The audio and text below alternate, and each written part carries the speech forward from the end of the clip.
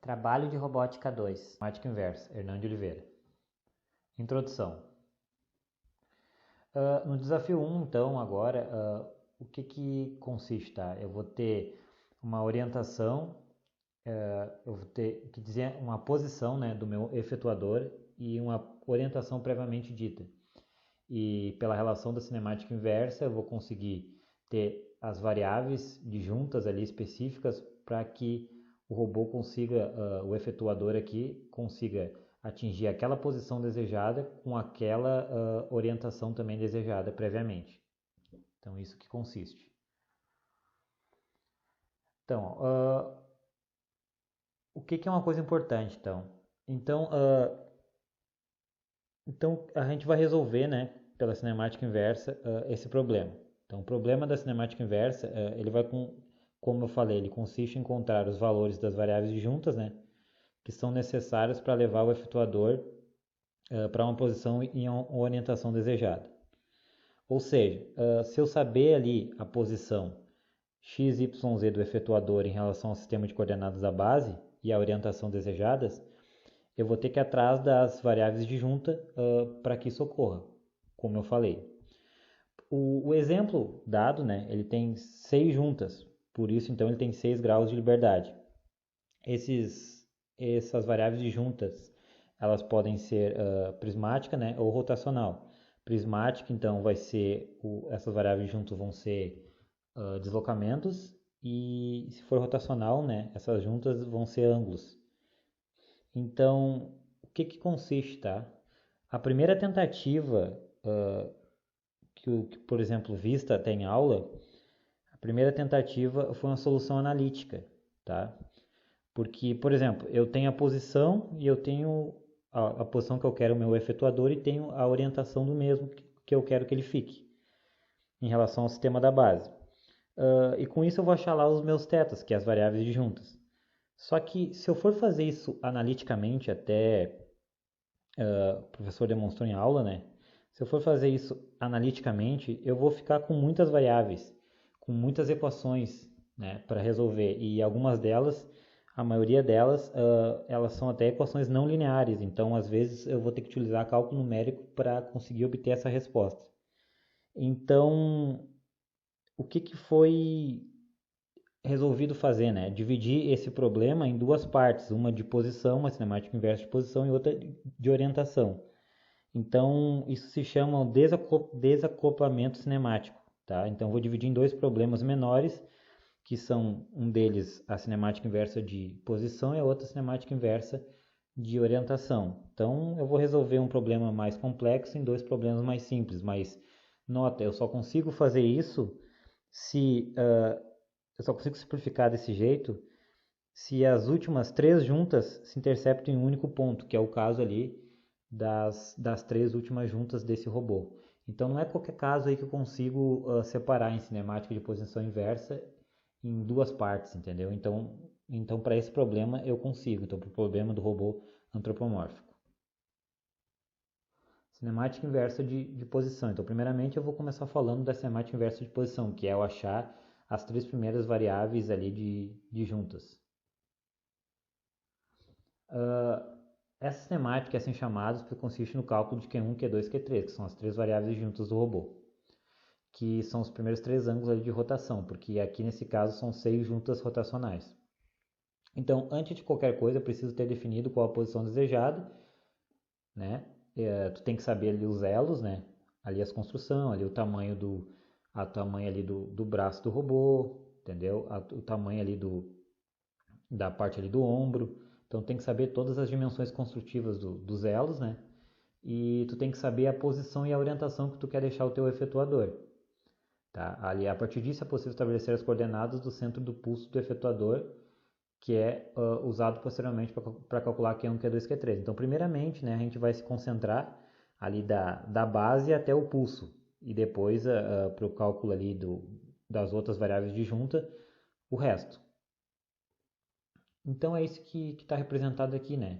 Nesse slide. Então aqui tu tem, por exemplo, aqui ó, o centro do efetuador aqui, tu tem um vetor posição, né? Que é a posição do centro do efetuador em relação à base, o sistema da base, e aqui tu tem o pulso, que é o vetor posição em relação desse pulso aqui, em relação ao sistema da base.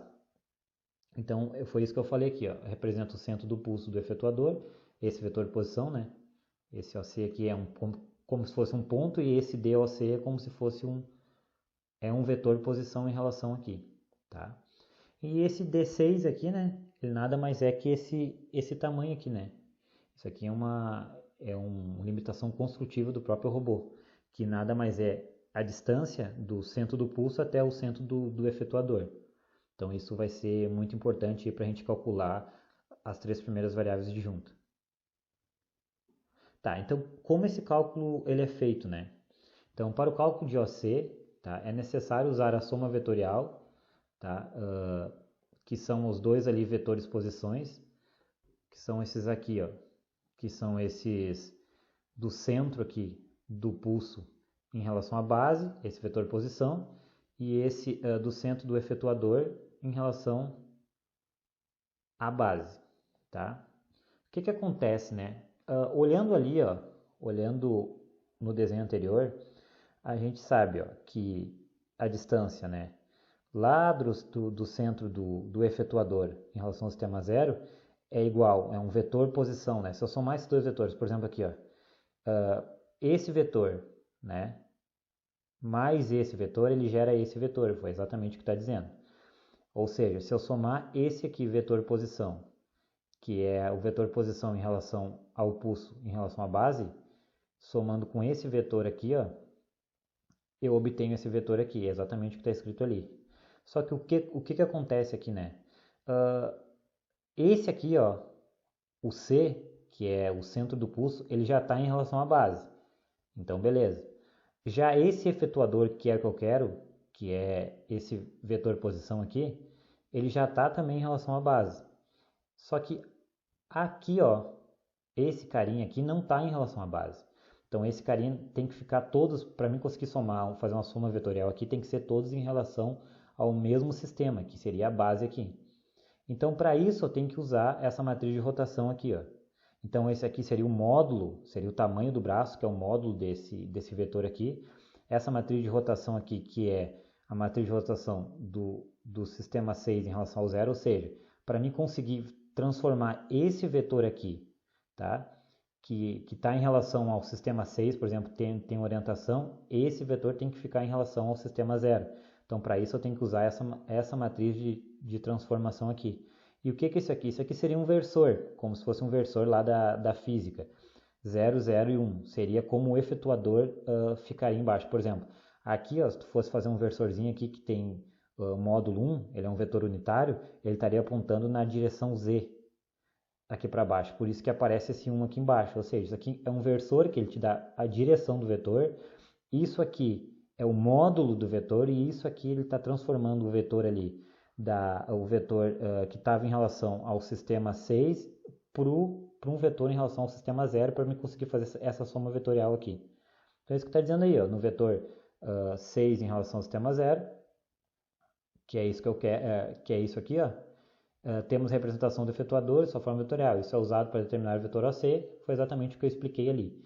Então, como eu quero aqui, ó, o D, o centro do pulso em relação ao sistema 0, eu só, né, passei isso aqui para cá e eu vou ter aquela diminuição ali vetorial, tá? Aquela soma vetorial que nada mais é uma diminuição, mas ela veio daqui.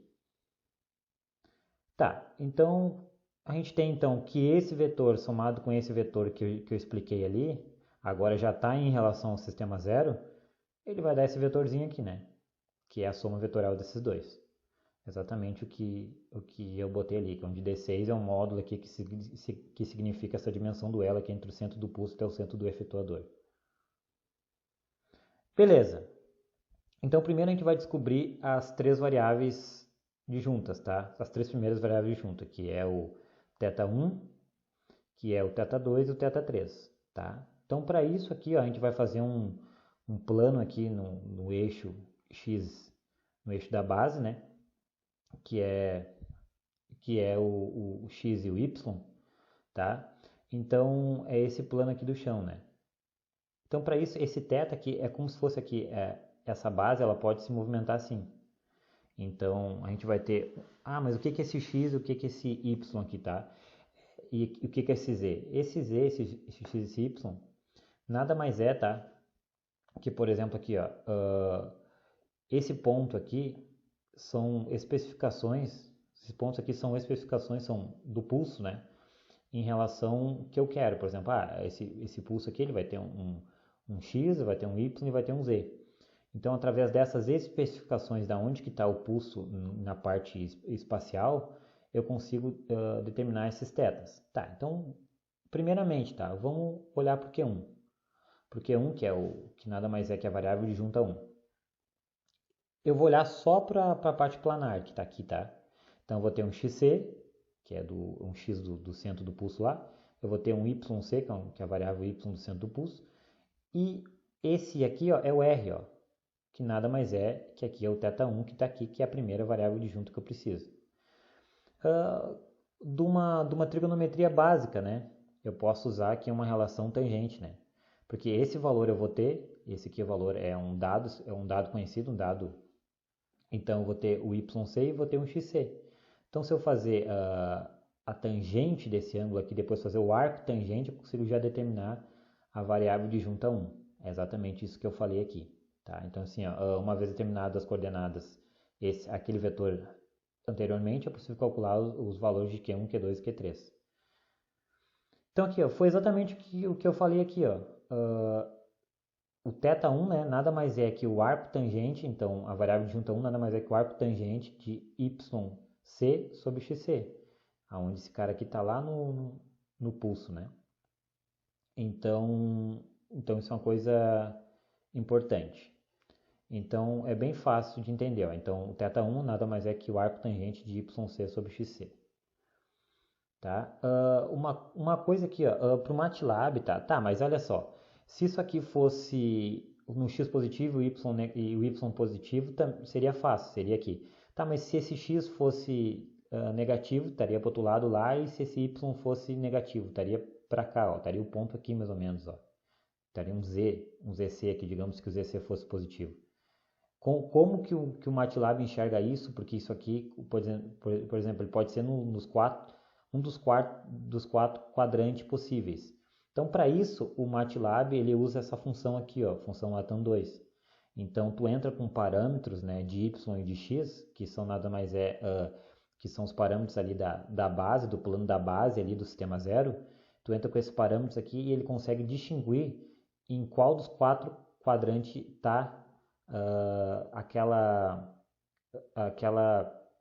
planificação ali. Ou seja, qual dos quatro quadrantes está efetivamente essa figurinha aqui, tá? Se ela está aqui, se ela está ali, se está aqui, entendeu? Então nada mais é que como se fosse a sombra dele. Aqui está certo, mas por quê? Porque tem um XC positivo e um YC positivo. Mas se tivesse os dois negativos, estaria lá. Então, se eu só botasse aqui, ó, arco tangente disso aqui, essa razão aqui, seja ela positiva, seja ela negativa, um pode ser positivo, outro pode ser negativo, vai dar a mesma razão e ele não vai conseguir distinguir que ângulo é. Então, se eu largar essa função aqui, atan2, que é o MATLAB exige, eu vou conseguir exatamente saber qual quadrante ela está, certinho. Então, é isso que eu coloquei aqui, tá? No MATLAB existe a função atan2, que é responsável por calcular o arco tangente, dadas as coordenadas, x e y especificamente. Uma coisa interessante aqui também, ó, é que a função arco tangente normal, ela vai de menos π sobre 2 a π sobre 2, ou seja, o que acontece isso aqui, tá? Isso aqui é um círculo trigonométrico. A tangente, ela é esse valor aqui, para cima é valores positivos, para baixo é valores negativos. Por exemplo, aqui, ó, no quadrante 1, se eu tenho esse ângulo θ aqui, esse ângulo θ aqui, ele tem o mesmo valor da tangente do que aqui, ó, do que esse ângulo aqui. Tá? Então, ou seja, o primeiro quadrante e o terceiro quadrante são tangentes positivas, o segundo quadrante e o quarto quadrante são tangentes negativas. Então, como ele vai distinguir isso aqui? Tá? Outra coisa que também é algo importante de ressaltar é quanto maior esse cara, quanto mais isso aqui se aproxima de 90 graus, a tangente se torna infinita, ela vai tendendo ao infinito, ó, são isso que acontece. Ó. Então, por isso que a tangente normal, né? Esse arco tangente ele varia de menos π sobre 2 a π sobre 2. Já o atan2, que é essa função aqui do MATLAB, como eu quero fazer nos 4 quadrantes, ou seja, ele pode estar qualquer um dos 4 quadrantes, se tu fazer uma planificação em relação ao sistema zero, eu consigo botar de menos π a π essa variação. Então isso é importante, por exemplo, porque senão o robô se limitaria em alguns quadrantes possíveis somente. Tá, então esse aqui foi isso. Para corrigir o problema, a função atan2 usa o quadrante que está definido x e y, possibilitando o θ1, está segurando o braço robótico. Foi exatamente aqui. Aqui são valores para x negativo, para x positivo e assim etc. Ele varia de menos π a π.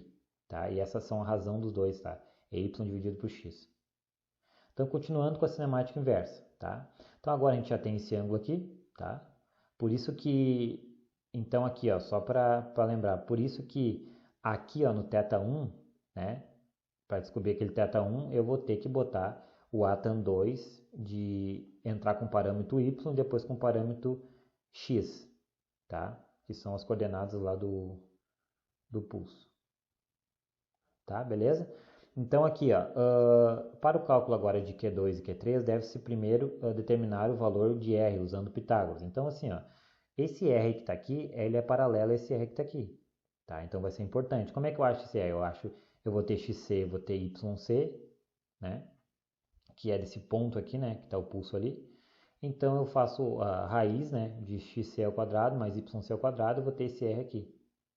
Esse R aqui, ele é paralelo a esse cara, tá? Outra coisa importante. Tudo isso aqui, ó foi o que eu coloquei ali. Outra coisa importante é esse S aqui, tá? Então, o que é esse S? A gente vai usar um auxiliar S aqui, ó. Esse S nada mais é que ZC, que é esse tamanho todo, né? Menos esse tamanho D1 aqui, né? Esse D1 nada mais é que a questão do o ombro, né? É o tamanho ali do ombro. Então, esse aqui também é uma dimensão já conhecida do robô. Então, esse ZC, que é esse tamanho todo aqui, que é a coordenada Z do pulso, do centro do pulso, se eu pegar esse ZC e diminuir D1, eu vou ter esse S aqui que é importante. Por quê? Porque a gente vai fazer, agora a gente vai fazer um plano aqui, tá? Que ele é paralelo a esse cara aqui para conseguir tirar daí, pela trigonometria, o θ2 e o θ3. Que é exatamente isso aqui, tá? Olha lá, ó. A gente fez esse carinha aqui, esse R a gente já tem através de XC e YC. Esse carinha que é o S aqui, ó, tá? Esse carinha que é o S também a gente já tem, porque é ZC menos D1. Então a gente consegue saber o θ2 e o θ3 através da trigonometria.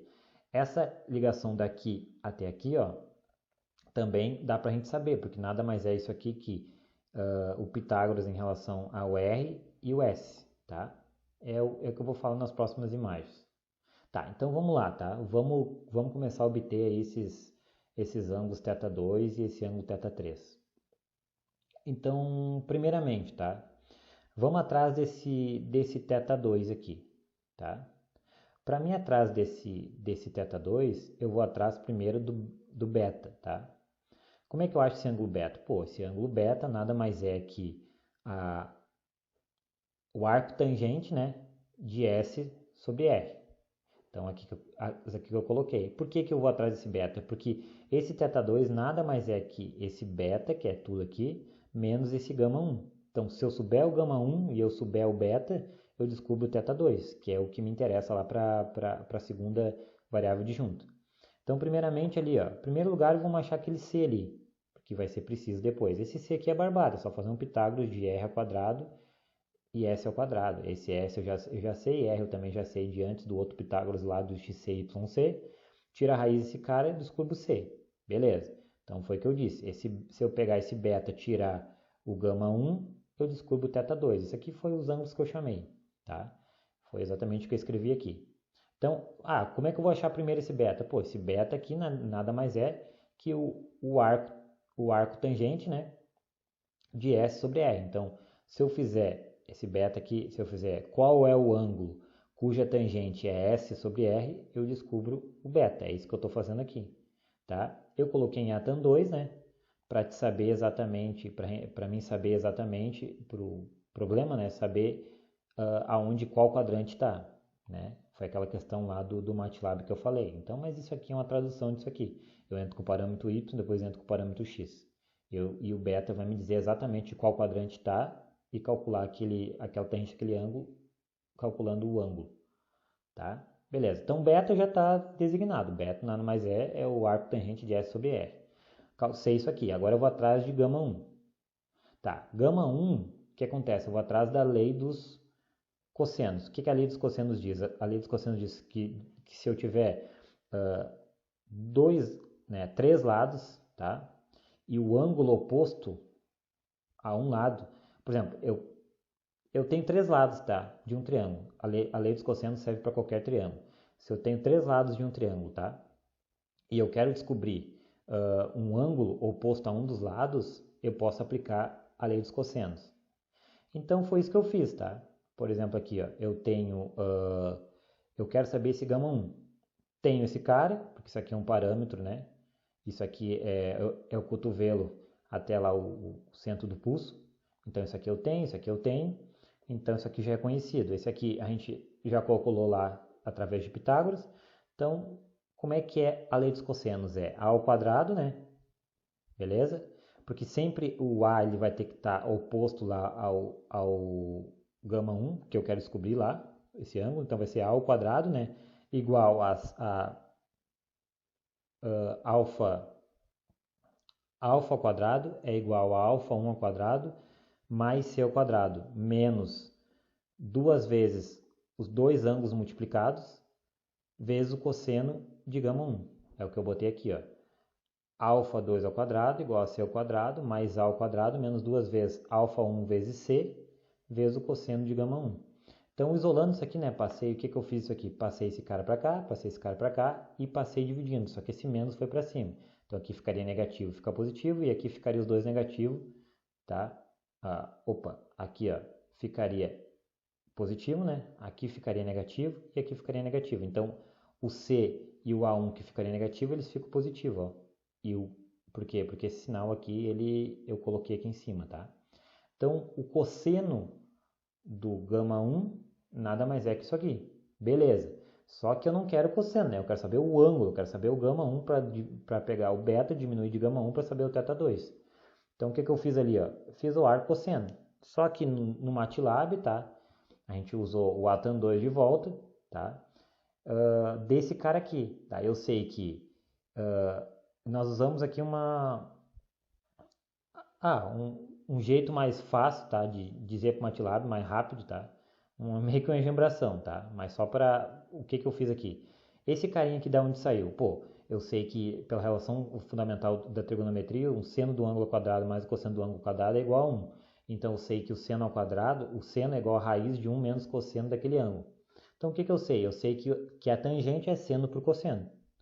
Então, se eu pegar o atan 2, tá? Desse cara aqui, e eu pegar o seno, esse aqui nada mais é que o seno, e dividir pelo cosseno, ou seja, usar essa função no MATLAB, ele consegue me saber qual quadrante que está essa informação aqui, já me calcula o ângulo gama 1. Então foi isso que eu fiz. Então essa equação aqui vai me calcular o gama 1. Eu sabendo o gama 1 e o beta, eu descubro o θ 2. Pronto, foi isso que eu fiz. Ó. θ 2 é igual a beta, que eu já tenho, menos gama 1. Então eu usei tudo, o atan 2, né, para me saber exatamente em qual quadrante que está. Então eu sei que θ 2 é menos o arco tangente de S sobre R, que nada mais é o beta, menos esse carinha aqui que é o gama 1. Pronto. A segunda variável disjunta já está morta. Agora o θ 3, tá? θ 3 a gente vai usar de novo a lei dos cossenos. Pô, agora eu quero saber, ó, tudo isso aqui é 180. Se eu saber esse cara aqui, né, que eu chamei de gama 2, esqueci de botar aqui, mas esse aqui é o gama 2. Se eu saber o gama 2, eu faço 180 menos o gama 2 e vou descobrir o θ 3, que é a terceira variável disjunta que eu preciso.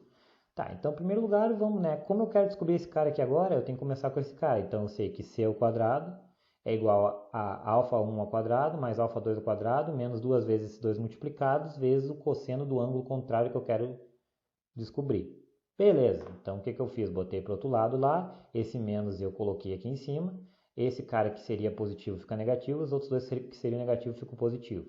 Fiz a mesma coisa que eu fiz, ó. Então nada mais é que eu sei que Se eu pegar o π, que é 180, né? Se eu pegar π e diminuir... Por que eu botei π aqui, né? Porque está em radianos, tá? Esses ângulos todos vão estar em radianos, por isso que eu não usei o 180.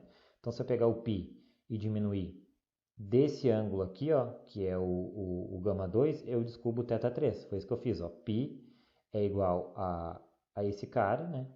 Mais o gama 2. E o gama 2 eu descubro através daquela equação lá, que é o seno de gama 2 e o cosseno através do atan 2, tá? Então foi exatamente isso aqui, tá? E já me deu o gama 3, o θ 3, desculpa. Então as três variáveis juntas já está morta. Então assim, o problema da tangente enfrentado nos opositores, há também a mesma corrência, tá? Foi aquele negócio que eu falei ali do atan 2. Então, dessa forma, encontramos as três variáveis de junta, ou seja, o cálculo da cinemática inversa morreu aí. Agora a gente vai para a cinemática inversa de orientação. Cinemática inversa da orientação. Então, agora é a segunda parte, tá? Para descobrir as três últimas variáveis de junta. Então, ó, o cálculo da cinemática inversa, né, de orientação consiste em determinar as variáveis de junta Q4, Q5 e Q6. Essa é assim chamada, pois define a orientação das três últimas juntas do robô. Então a primeira define ali a posição e agora essa aqui define a orientação, né? Porque o que acontece, né? Se tu olhar lá no efetuador, tá? Ele pode ter uma orientação, tá? Em relação ao sistema de base. Por exemplo, o Z dela, tá? Ele pode estar a favor em relação ao X, ou ao Y ou ao Z, por exemplo, do sistema de base. Então, dependendo disso, ele vai ter uma orientação desejada. Então, eu tenho que saber isso para saber para onde exatamente está essa orientação, tá? Então, primeiramente, né, deve-se obter a matriz de rotação lá da 6, né, do 6 em relação a 3, a partir da seguinte equação. Então, o que acontece, né? Isso aqui são três matrizes de rotação, né? Eu tenho que aqui a matriz de rotação do sistema 6 em relação ao zero é igual à matriz de rotação do sistema 3 em relação ao sistema 0, né, multiplicada pela matriz de rotação do sistema 6 em relação ao sistema 3. Então, se eu multiplicar essas duas matrizes de rotação aqui, ó, eu vou ter a matriz de rotação do sistema 6 em relação ao sistema 0. É o que eu coloquei aqui, ó. A matriz de rotação do efetuador do robô, né? Que é lá na parte lá do sistema 6, em relação ao zero, a matriz de rotação da terceira junta e a matriz de rotação do efetuador em relação ao centro do pulso. Tá? Então, essa multiplicação aqui é muito importante. Por quê? Por causa disso aqui, ó. O que acontece? Eu estou atrás dessa aqui. Eu estou atrás da matriz de rotação do sistema 6, né, em relação ao sistema 3. Então, o que aconteceu aqui, né?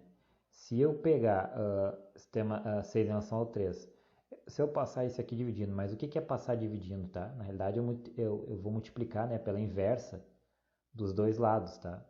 Então, quando eu multiplico, por exemplo, pela inversa dos dois lados, eu consigo consumir com esse cara, tá? E no caso, multiplicar pela inversa dele tem a ver com a transposta, né? Então, é isso que eu coloquei aqui. A matriz de rotação do efetuador já é conhecida, pois ela é oriunda da matriz H. Tá? Essa matriz aqui de H, né? Ela vem de lá das aulas passadas, lá, que nada mais é que são as matrizes que a gente usou, né? Ou seja, a gente tinha o valor dos ângulos θ, né? Para chegar em uma determinada posição. Agora a gente vai ter a posição e a orientação e tem que ter esse determinado θ que a gente está achando aqui. Então, ali, a matriz de rotação do efetuador já é conhecida, pois ela é oriunda da matriz H, que é a matriz homogênea, né, que contém as coordenadas da ponta do efetuador. Então, essa matriz H ela vai ter a posição e a orientação lá da ponta do efetuador. Tá? Junto dela temos a matriz da terceira junta, que é obtida pelo cálculo da cinemática direta, que foi visto anteriormente. Agora basta isolar a matriz desejada, que foi, né, o que eu falei ali. Essa matriz aqui veio lá da multiplicação da inversa, dos dois lados ali, de ambos os lados aqui. Peguei, no caso, multipliquei pela inversa aqui. Daí deu a matriz transposta. Antes de iniciar o cálculo apresentado anteriormente, é necessária a obtenção da matriz de rotação de terceira junta. Na cinemática direta, podemos escrever a matriz de transformação homogênea através da equação. Tá, isso aqui foi visto na aula passada, né? Essa aqui são as multiplicações das matrizes de Denavier-Hartenberg. Então, essa aqui, né, são as matrizes homogêneas em relação a cada sistema de juntos. Então, o que a gente sabe, né? Se eu pegar a matriz homogênea do sistema 3 em relação ao sistema 0, nada mais é que a matriz homogênea do sistema 1, né, em relação ao 0, vezes a matriz homogênea do sistema 2 em relação ao sistema 1, e sempre assim, ó, o sistema que vai vir depois em relação ao sistema anterior. Então, se eu multiplicar essas três matrizes, isso aqui foi visto, né, na cinemática direta. Se eu multiplicar essas três matrizes aqui, eu vou ter a matriz homogênea, né, do sistema 3 em relação ao sistema 0, do sistema 3 em relação ao sistema 0, tá? E por que isso é importante, tá? Porque se eu conseguir fazer essa multiplicação, a própria matriz H, que eu chamei aqui de T30, né, que é outra notação, ela vai ter dentro dela essa parte aqui que vai... Essas duas partes aqui é só para conseguir fazer as multiplicações das matrizes. Essa aqui, então, vai ser a orientação e essa aqui vai ser a posição, tá? Então, é isso que é importante, tá? É essa parte aqui que eu tô atrás, que é isso aqui que eu vou colocar na transposta. Depois eu vou achar, então, aquela matriz aqui, que é a matriz de orientação, que vai vir aqui, que vai estar na matriz homogênea do sistema 3 em relação ao 0. E vou fazer a transposta dela, tá? Então, se eu multiplicar essas três aqui, né? Usando essas matrizes homogêneas, eu consigo essa matriz homogênea aqui do sistema 3 em relação ao 0, tá? Então, olhando para cá, eu consigo ver a orientação e a posição do sistema 3 em relação ao 0. Substituindo os valores, né? Chegamos à terminação de 3 do sistema 6 em relação ao 3.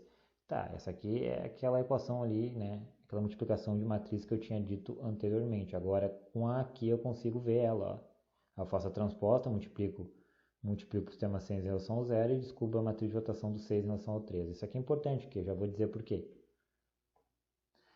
Tá, então, após essa etapa, eu preciso determinar os valores de Q4, Q5 e Q6, que são as três variáveis juntas que faltam. Para isso, uma comparação é feita. Tá, então, na realidade, o que vai ser feito aqui é uma comparação de matriz, né? É uma forma analítica, tá? Obtida na cinemática direta, né? Então, ó, se eu pegar, para descobrir a matriz homogênea do sistema 6 em relação ao sistema 3, eu vou multiplicar a matriz homogênea do 4, né, do 5 em relação ao 4, sucessivamente, como eu falei anteriormente, e vou conseguir também a matriz homogênea do sistema 6 em relação ao sistema 3, que vai ter também uma orientação e vai ter a posição, tá? Então isso é importante aqui. Por quê? Porque se eu tiver esse cara aqui, ó, eu sei lá, tá? Isso aqui, dentro disso aqui, tá? Tem senos e cossenos, tá? Que foi dado lá na cinemática direta. As equações para me obter essas matrizes aqui homogêneas, cada uma. Então, ela vai virar isso aqui, ó. Tá? Então, através da matriz de transformação homogênea, né? Que é do sistema 6 em relação ao sistema 3, a gente chegou nisso aqui, ó. Só que isso aqui, né? Agora é senos e cossenos, né? Só que agora eu posso comparar, né? Uma com a outra. Por quê? Porque essa primeira parte aqui, ó. Toda essa primeira parte nada mais é que a orientação, né? Do sistema 6 em relação ao sistema 3. Essa parte aqui é a posição do sistema 6 em relação ao sistema 3. Então, o que a gente vai fazer aqui? A gente vai fazer uma comparação de matrizes, né? Comparação de elemento a elemento. Tá? Então, aqui, ó. Então, esse cara aqui a gente conseguiu obter, né? Esse cara aqui a gente traz lá da cinemática direta e faz essa comparação. De onde é que eu obtive esse cara aqui? Daqui, ó. Ó. Aqui, ó, eu tenho ele, né? Através dessa multiplicação aqui das matrizes de rotação. E aqui, com isso aqui, ó, eu consigo fazer as comparações, né? Porque esse cara aqui, que veio dessa outra parte aqui, né? Que vai envolver os tetas 4, teta 5 e teta 6 que me faltam, através de senos e cossenos vistos na cinemática direta, eu vou conseguir obter essa matriz aqui de rotação, que é o que eu vou comparar para descobrir os ângulos. Daí agora comparando elemento a elemento. Ó. Eu sei que esse elemento aqui que está na linha 1 e a coluna 1 vai ser igual a isso aqui, e assim sucessivamente, comparando elemento a elemento. Tá? Fazendo comparação entre dois lados da equação, né, pode-se notar que R3 é cosseno do θ5. Ó. Então, se eu pegar esse elemento aqui, né, ele é exatamente igual a isso aqui. Então, agora, isso aqui é uma reação em cadeia, né, porque agora aqui eu já faço o arco cosseno desse cara e descubro quem é, tá, o ângulo, né, que tem esse cosseno aqui que vai dar aqui. Aqui também eu usei o Atan2, né, pelo mesmo motivo que eu tinha dito ali anteriormente na cinemática inversa de posição. Tá? Então, isso aqui é o seno, né, cosseno. Então, isso aqui veio lá da relação fundamental da trigonometria. Então, agora eu já descobri o seno, né, e consequentemente já tinha descoberto o cosseno. Tá, então agora ali, os valores de θ5 pode variar de posição do efetuador dependendo do sinal escolhido para a função acima. Sendo θ5 tem duas soluções possíveis. Para efetuar os cálculos θ4 e θ6, recorre-se à comparação das matrizes vistas. Então, o θ4, o R13, o R13, que é isso aqui, ele nada mais é que cosseno de θ4 vezes seno de θ5. Seno de θ5 eu vou ter. Então, isso aqui eu vou ter, eu comparando já acho cosseno de θ4. E achando cosseno, eu faço o arco cosseno, né? Faço o arco cosseno, boto lá no Atan2, né? Essa relação, que eu vou ter o seno, vou ter cosseno, porque o R23 também vai me dar ali essa relação. Esse cara eu vou ter também o seno de θ4. Aqui eu poderia também, se eu já tenho cosseno, eu poderia fazer ele aquela relação ali da relação fundamental da trigonometria, mas eu já vou ter ele aqui. E coloco no Atan2, né? Porque foi o que eu falei aqui, né? Os valores de θ5 pode variar a posição do efetuador dependendo do sinal escolhido. Então ele tem duas soluções possíveis. E aqui já consigo, né, o θ4. Agora, falta na realidade o θ6, né? Então eu sei que se eu pegar e fazer a comparação agora, eu já tenho esse cara aqui, já tenho esse cara lá, comparando, já descubro o cosseno. E aqui eu descubro o seno. Consequentemente, eu uso no Atan2, já vai dar o θ6. Então dessa forma eu consigo calcular todas as juntas desse robô. Então assim, ó, as três primeiras juntas foram obtidas pela cinemática de posição, pela cinemática inversa de posição, e as três últimas pela cinemática inversa da orientação. Então, na realidade, foi uma comparação, né? Uma comparação de matrizes usando a parte da cinemática direta vista anteriormente. Muito obrigado. Então, agora eu vou mostrar um pouquinho do desenvolvimento, tá? Do trabalho agora em questão de código. Primeira coisa, a gente tem o trabalho da cinemática direta, né? Que isso já foi apresentado no trabalho anterior. O que acontece, tá? Na cinemática direta, tu colocava os valores das variáveis de junta, dos ângulos das variáveis de juntas, que era do θ1 até o θ6, e ele me dava, né, a posição do efetuador, tá? A posição e a orientação do mesmo através da matriz H, tá? Do efetuador em relação à base. Agora a gente vai validar, tá? Todos os cálculos que eu obtive explicando no PowerPoint ali, no PDF que eu vou mandar, que eu expliquei ali. Então, primeiramente aqui, tá? Uma coisa só para ressaltar, eu vou explicar aqui logo aqui mais abaixo, mas ali na parte quando eu estava explicando a parte da orientação ali, da cinemática inversa de orientação, eu usei ali pro Atan2 ali quando eu descobri ali o θ5 e o θ6 no Atan2, em vez de usar seno ali, né, na primeira parte e o cosseno depois, eu usei cosseno e seno.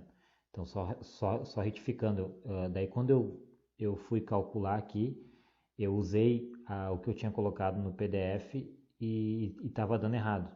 Daí só retificando ali aquela parte do vídeo. Na realidade, o que eu quis dizer era seno por cosseno. Depois eu vou mostrar aqui abaixo. Tá, então o que acontece, tá? Eu vou colocar os valores de essa parte aqui primeiro, né? A matriz de Navier-Hardenberg. Isso aqui já veio lá na primeira parte ali do problema, tá? E aqui são os valores de θ, tá? Eu coloquei esses valores de θ aqui aleatório, tá? Depois eu vou mudar aqui para ver o que acontece. Então eu coloquei o θ1 sendo 25, o θ2 sendo 15, o θ3 sendo 32, θ4 20, θ5 50 e θ6 12, tá? Então eu vou gerar aí a matriz H através desses dados.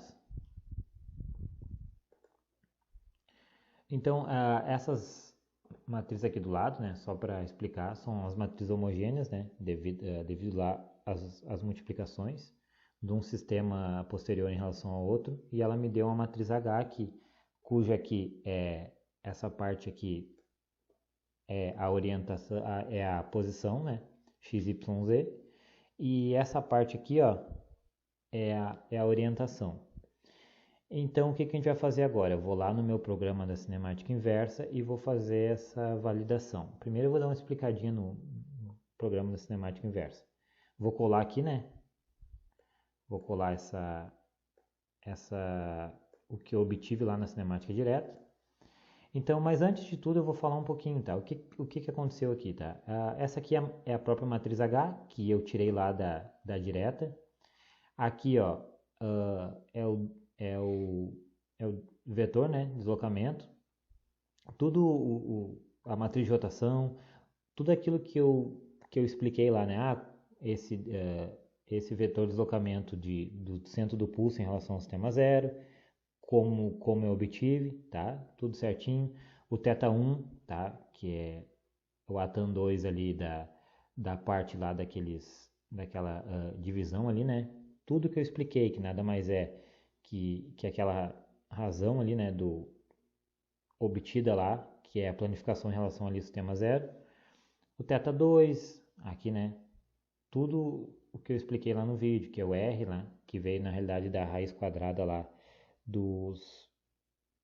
daquela parte ali dos dois, o que eu tinha, né, dos dois vetorzinhos ali, né, então aqui eu coloquei todas as variáveis, essas duas aqui, o A1 e o A2, né, que são os alfa1 e os alfa2, que aqui eu botei A.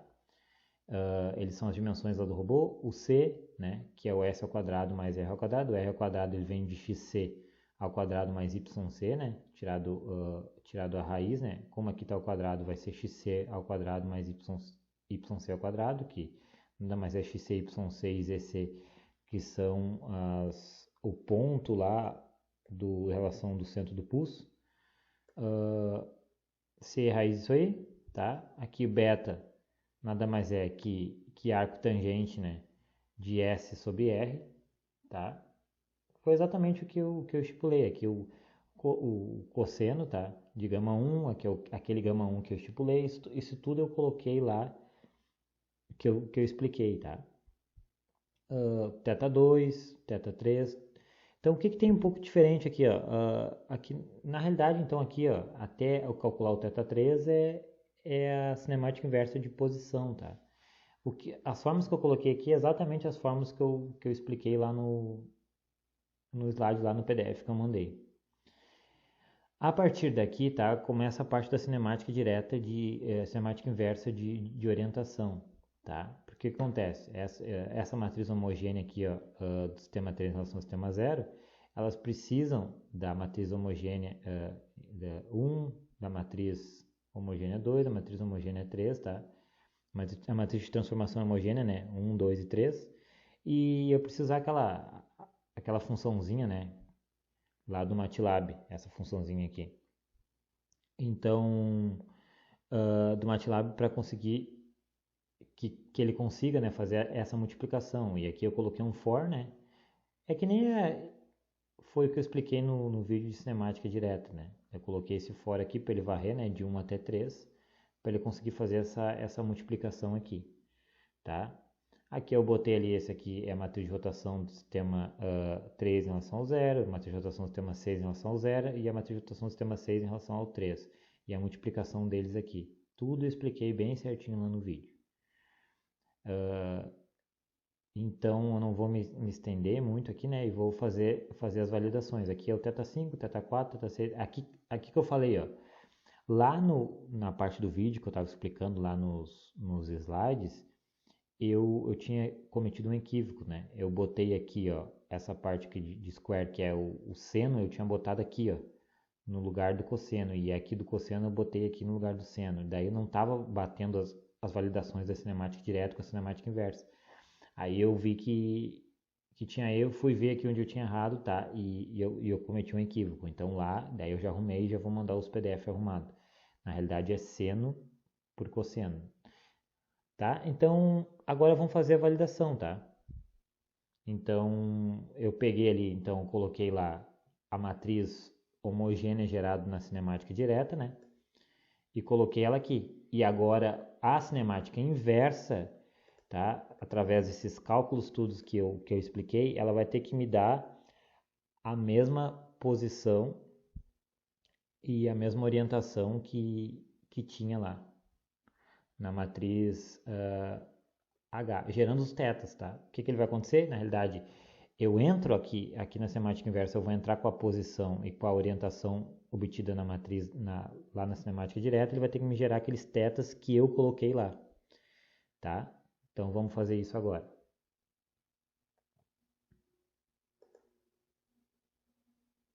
Beleza. O que acontece aqui, ó? Esses são os valores dos tetas gerados, tá? Então vamos fazer a comparação agora, tá? Então, comparando aqui na cinemática direta, o θ1 eu tinha colocado 25, ó. Foi o que deu ali, ó. Aproximadamente 25. O θ2, 15, olha lá, ó, aproximadamente 15 aqui. θ3, 32. O θ4, aproximadamente 20. O θ5, aproximadamente 50. E o θ6, aproximadamente 12, ó. Então, bateu os valores. O que aconteceu? Eu coloquei uma posição e orientação, né, gerada na cinemática direta. Tu entra com os valores dos θ, ele te dá uma posição e uma orientação do sistema 6 em relação ao zero. Então, agora eu fiz o contrário e bateu certinho os ângulos. Ó. Então, o que eu vou fazer? Para validar certinho ali, eu vou colocar esses valores de θ aqui aproximado e vai ter que bater as posições de acordo com a cinemática direta lá. Ó, 25, 14 pontos. Isso. Eu vou aproximar aqui, tá? 32. Uhum. Depois eu vou colocar aqui 20. 49, 99 e 11, 99, tá? Então vai ter que, olha lá, as posições que deu, ó. Essa posição que deu é a posição do efetuador em relação ao sistema zero. Agora vamos ver se isso vai bater, tá? Olhando a matriz H lá, ó, essa parte aqui, ó, vai me dar as posições do efetuador em relação ao sistema zero, ó, 0,7560 lá, aproximadamente bateu, 0,2666, né? Ali, ó, ele aproximou. E o outro deu 1,083, bateu, ó. Então vou fazer de novo. Agora eu vou escolher outros ângulos de θ. Então vou lá na cinemática direta, vou botar os valores de θ. Eu vou inventar aqui. Vou botar θ1 como 30, o θ2 como 26, o θ3 como 42, θ4 como 62, θ5 como 54 e o θ6 como 12. Já está 12, vou botar 11. Deixar perto. Aí inventei os números aqui, tá? De valores de θ. Vamos gerar a matriz H agora. Tá, a matriz H foi essa gerada aí. Eu vou copiar e colar lá na cinemática inversa. E vou gerar os ângulos θ para ver se vai bater com o que eu tinha especificado. Lá deu 30, 26, 41, vamos ver. Vamos lá na cinemática direta e vamos comparar. Olha lá, ó, 30 o primeiro, aproximadamente 26 o segundo, θ3 42, olha lá, ó, 62, 54 e 11. Então bateu certinho. Então agora eu vou ver a posição, né? Se vai bater a posição e a desejada. Segundo aqui, vou aproximar aí os valores dos tetas, né? E vamos ver.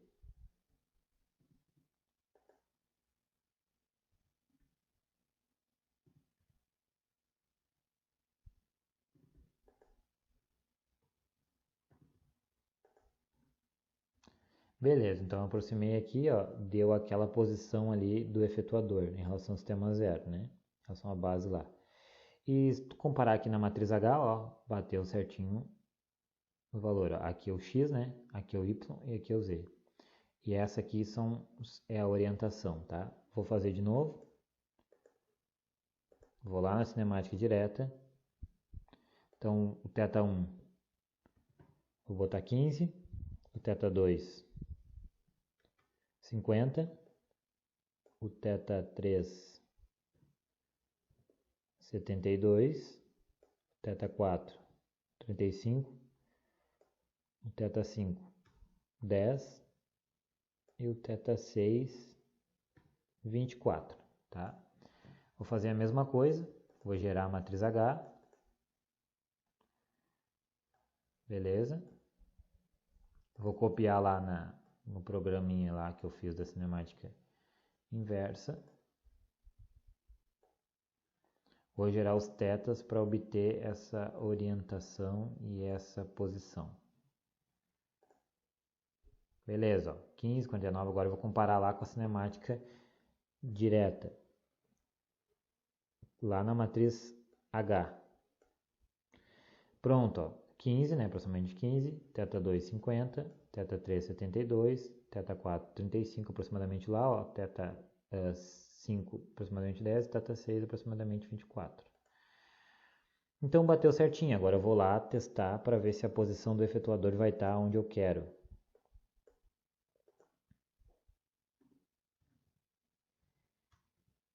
Uhum. 49,99, né? Então vou preencher o θ3, θ4,